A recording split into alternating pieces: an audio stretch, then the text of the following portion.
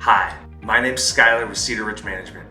I've been investing in real estate since 2011 and been a property management entrepreneur with my wife since 2017. I'm going to share with you today the lessons that we've learned the hard way about partnering with and hiring property managers. My prayer is that you learn from our experience so you don't make the same mistakes. Before we get started, this is a really important decision because you are literally handing the keys over to one of your most valuable assets. So you really want to make sure you do your due diligence and ask tough questions because you want to really trust and love your property manager. They are a vital piece to making your real estate investment experience a pleasant one and a successful one. The things we're going to talk about today, the questions that we arrived at how to do this successfully, are from the last 15 years of hiring property managers, partnering with property managers for our real estate portfolio. So what this video covers, we're going to first talk about your goals when hiring a property manager,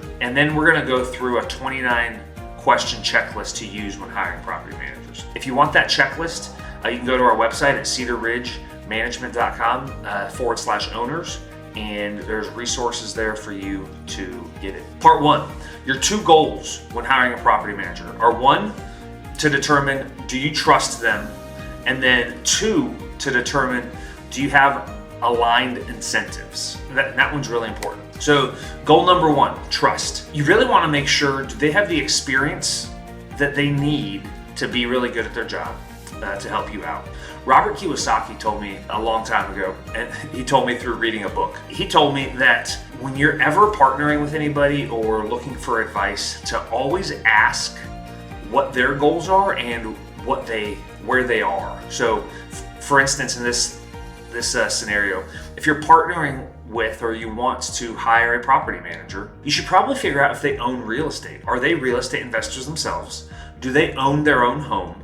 Because those two things are really going to shape their perspective and enable them to make decisions, sound decisions, like they are a homeowner, like they are a real estate investor, because they actually are. And if you partner with somebody that doesn't have those things, if they're not a real estate investor, if they don't own their own home, then they're probably not making decisions, or they don't have the experience in their life to make decisions that you can trust. They're not making decisions from an experiential point. That, they might just be looking for a paycheck and doing the bare minimum so they get paid, not really trying to do a great job for you. Then you also want to talk about how do they communicate? How do they communicate with you in the question process, right? The hiring process, when you're trying to figure out if they're a good fit for you. Are they timely? Are they respectful? If they're not those things early on, then they're definitely going to get worse as time goes on. And then you can check these things out by getting referrals. Ask them if they have clients that they're willing to refer you to so you can get reference checks. Do they have testimonials on their website? What do their reviews look like on Google? And we'll dive down into that one deep in the 29 question checklist. But I want you to know, Google reviews are not all they're made out to be.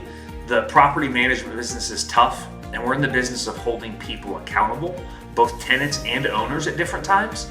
And when you hold people accountable, sometimes that's not always pleasant. So you're not necessarily looking for a 5.0 5-star Google review rating. You want real reviews, and you should expect to see on those some people being frustrated because maybe they're not getting their security deposit back or something like that. All right, so goal one, do you have trust? More on trust.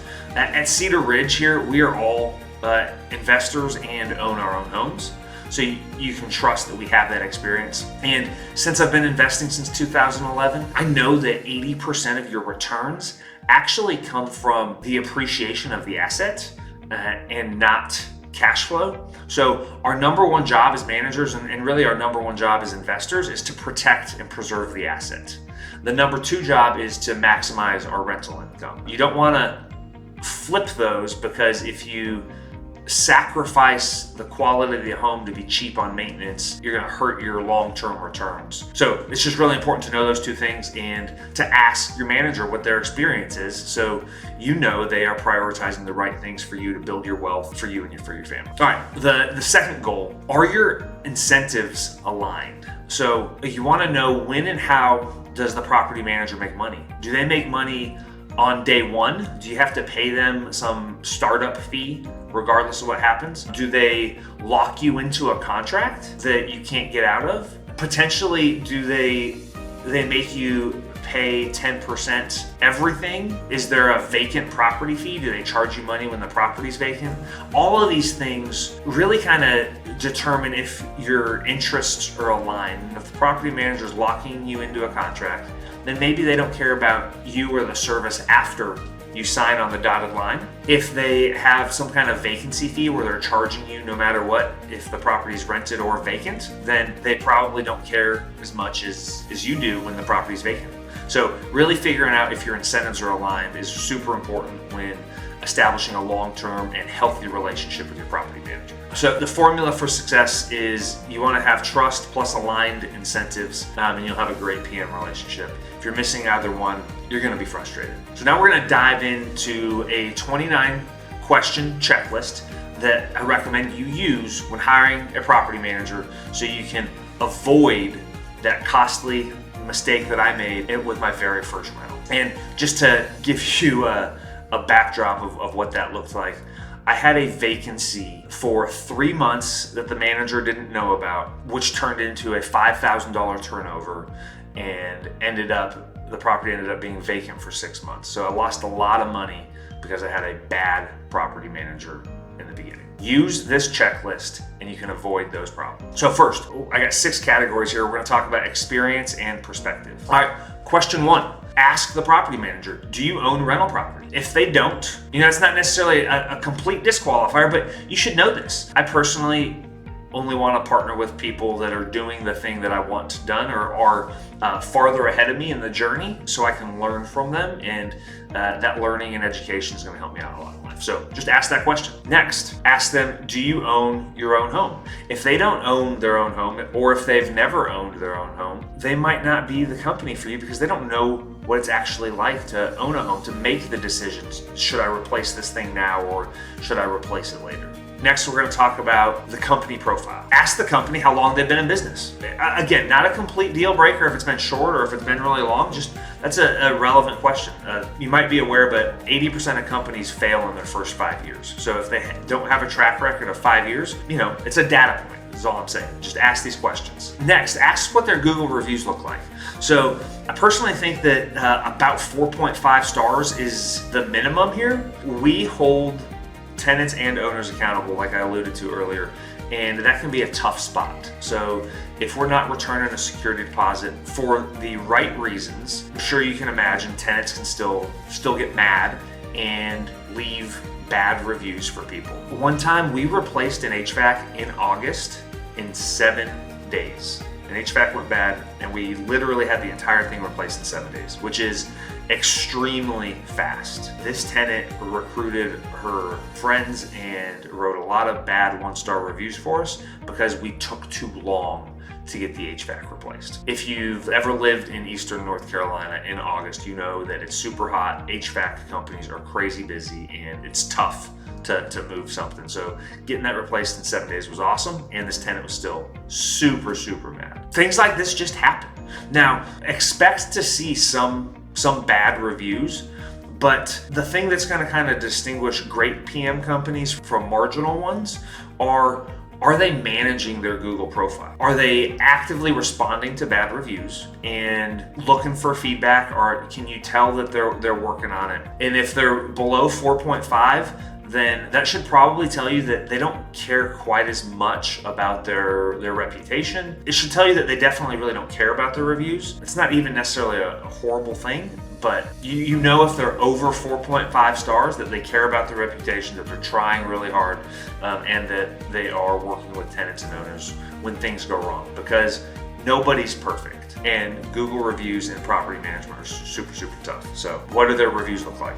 They'll give you a lot of information. Next, ask them to tell you how the company is structured. So are they intentionally building a property management company, or are they just an independent contractor kind of doing a side hustle? And the difference between these things is property management is just the product of the company. There's a lot of other stuff that goes into running a property management company, right? You have finance, HR, leadership, hiring, firing, etc. And then you have property management, which you care about as the client, as the customer. So that's super important.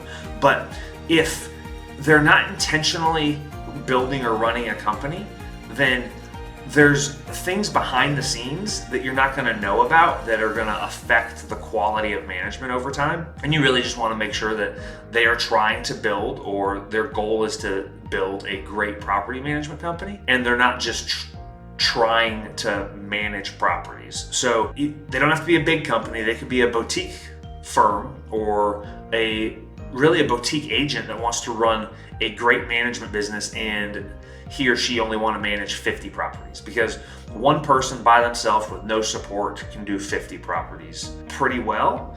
But after that, the marketing, the trust accounting, all this other stuff really hurts. And if the agent isn't intentionally trying to build a company, they're just trying to get some reoccurring revenue for themselves when sales are bad, then they're not building something by design, and your service is going to hurt over time. I'd also just kind of be wary or think about, if you're hiring somebody and it's just one agent, or it's a super small boutique firm, what happens when they want to go on vacation? Because they're human and they're going to want to go on vacation. So, these are just important questions to dive into to help you discern if you want to hire this company or not. All right, next, licensing and insurance. So first, you want to verify, is the property management company or realtor licensed in the state you're working in. If you're in North Carolina, you can go right here to ncrealtors.org and type in the firm or the specific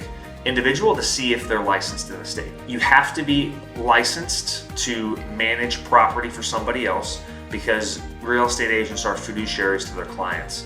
So it's important to just verify that they are licensed. Next, you want to ask, do they carry insurance? So specifically, do they have errors and omissions insurance with a property management endorsement? Because property management is different than just buying and selling real estate.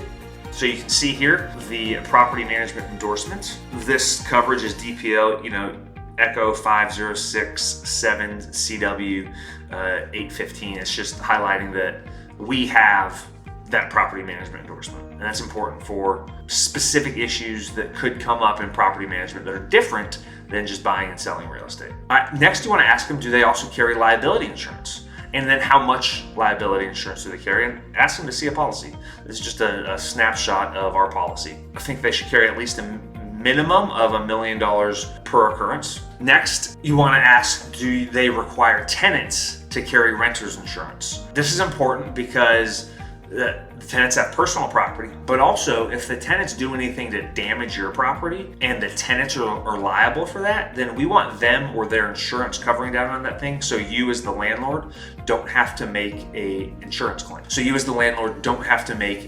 claim. Now, when you ask this question, don't just be satisfied with a yes, we do.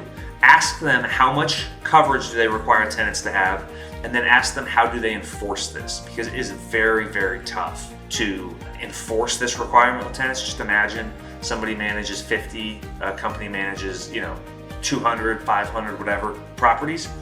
That's potentially 500 different tenants that you have to keep up with on insurance, and it's a very hard thing. And I'll be real, for the first 3 years of our business at Cedar Ridge Management, we required tenants to have this insurance, but I didn't know how to enforce it. So we now have a great system in place and enforce this. Last year, actually, we had over $77,000 in damages to properties that were covered by the tenant renter's insurance.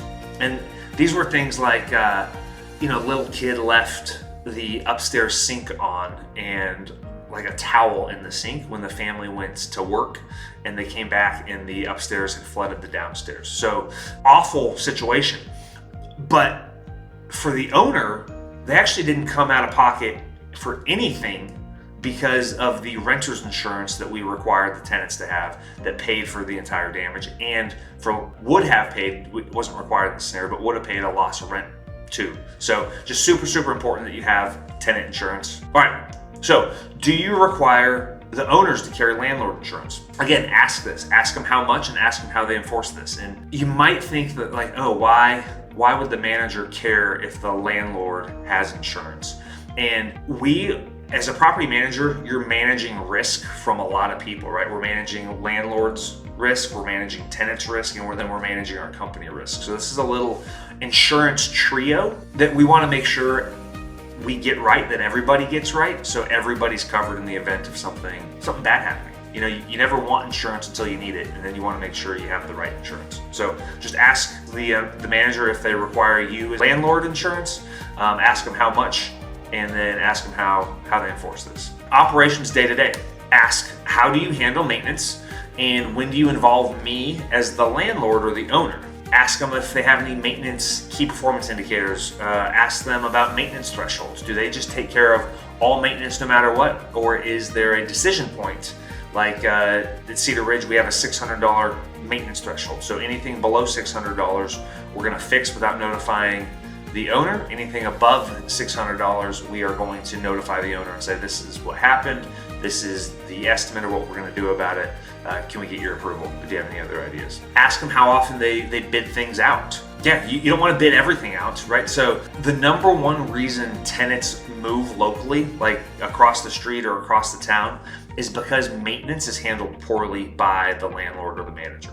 So, or too slowly. So you don't want to bid everything out because that could take a really long time to get stuff done, but certain things require multiple bids. So just a good discussion point to have with your manager before you enter into a partnership with them. And then also ask them, do you upcharge for maintenance, right? Do you, some managers throw on a 10% surcharge to every maintenance bill. They call it rebilling. That they pass on to their client. So again, not necessarily a bad thing. We don't do it at Cedar Ridge Management, but I don't think it's a bad thing necessarily. You just need to know going into the relationship if they do that, and they definitely should disclose it. Next, ask them, how do they handle major capital repairs, right? So do they keep a record of the date of install for everything? So they know that for like a water heater, for example. A water heater should last you about 10 years. So when we get to year 10, if something breaks, the best cost solution for you is to just replace the thing, because it's likely that we're gonna have to replace a heating element and just different parts of that water heater over the next 2, 3, 4, 5 years. And for all of those repair costs, you could buy a new water heater that will get you another 10 years. So just ask them. At Cedar Ridge, we ask our owners to fill out a property unit information form that has a list of these items and the dates that they were installed.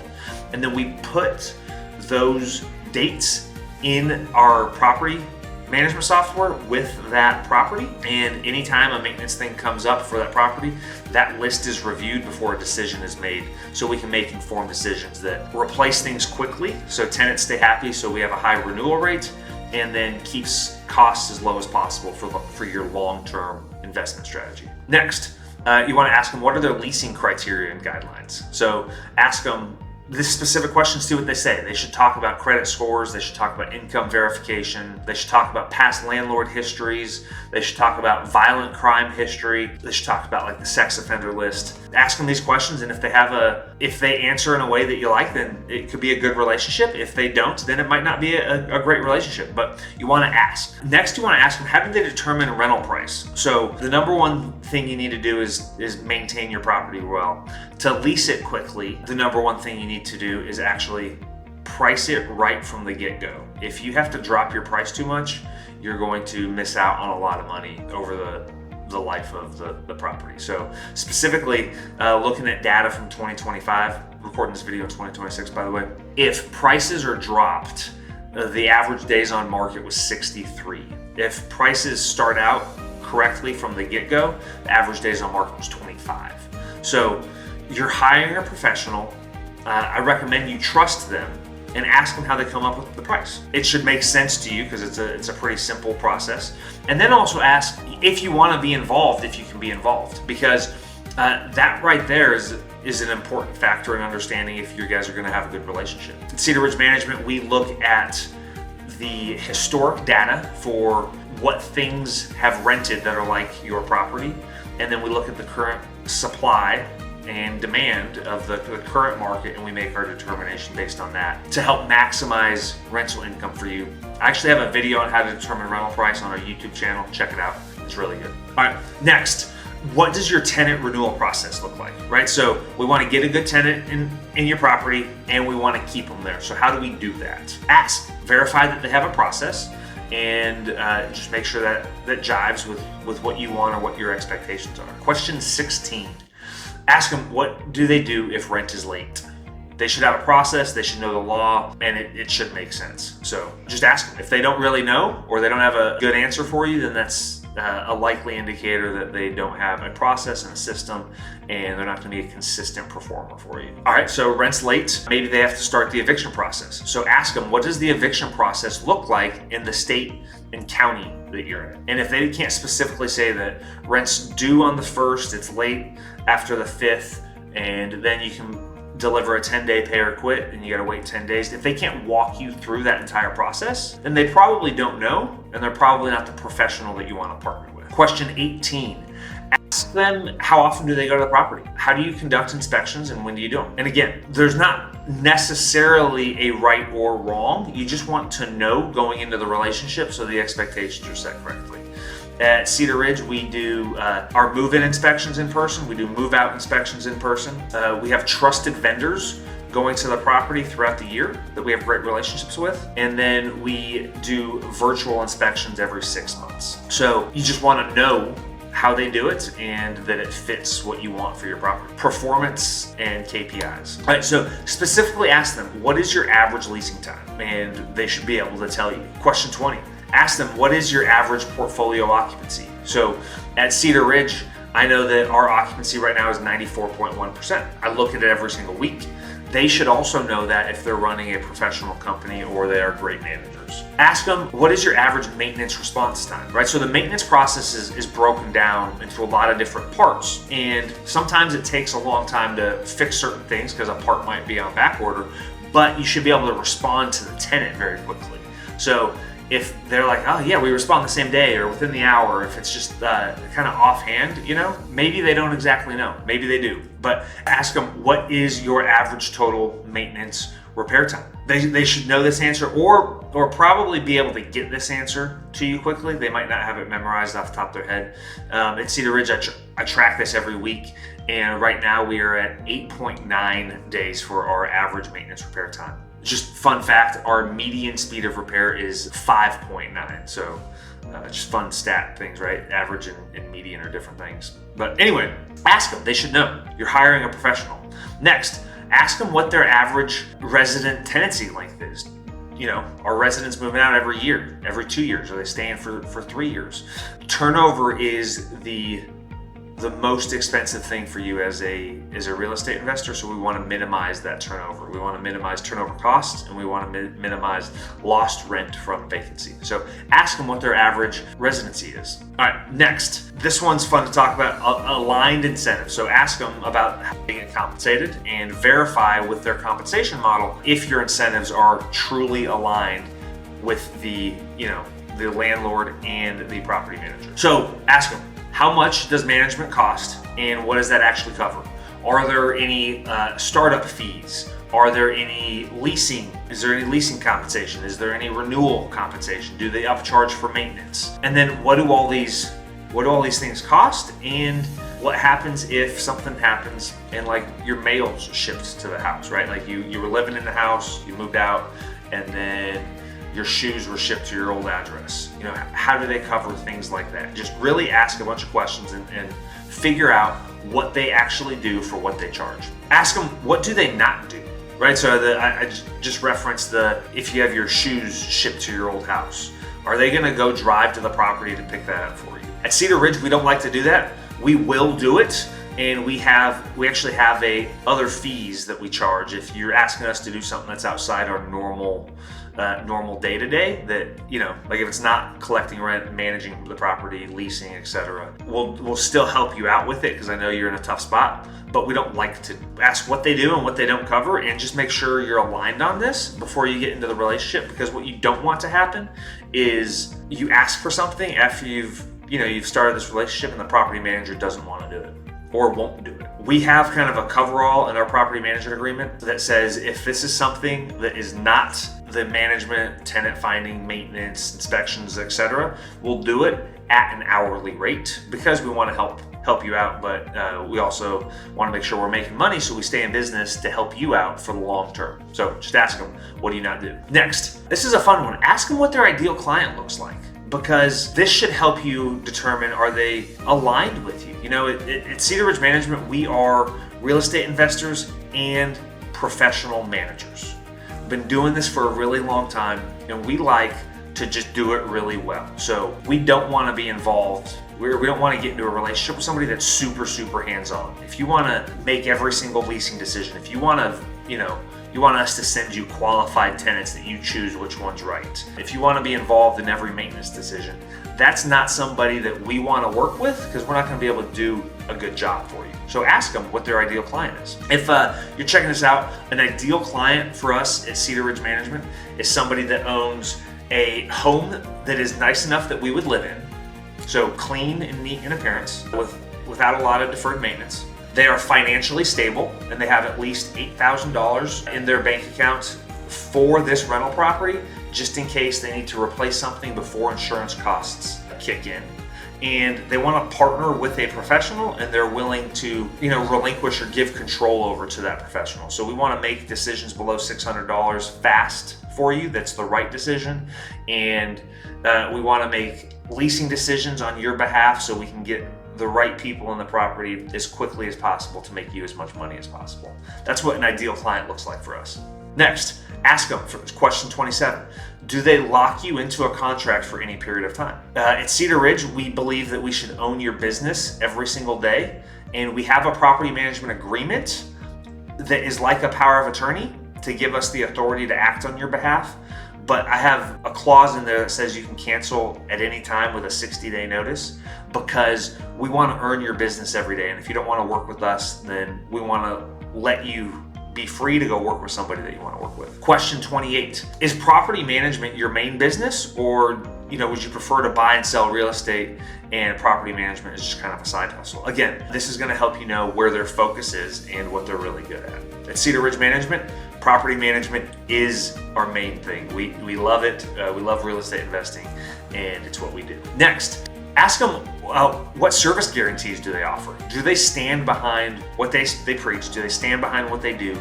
And the guarantees that they offer will tell you how much they stand behind what they do. So if you use this checklist to hire your property manager, you can get it right too. Remember that the two things that you need to make sure happen every time is, do you trust this person, and do you have aligned incentives? If you do those two things, if you get those two things right, you'll have a great relationship with your property manager. If you'd like to check out this checklist for yourself or download it, go to our website at cedarridgemanagement.com/owners. On our website too, if you want to know how much something rents for, we have a free rental analysis. Or if you want to partner with a property manager that like us, fill out the contact form and we'll reach out and connect with you.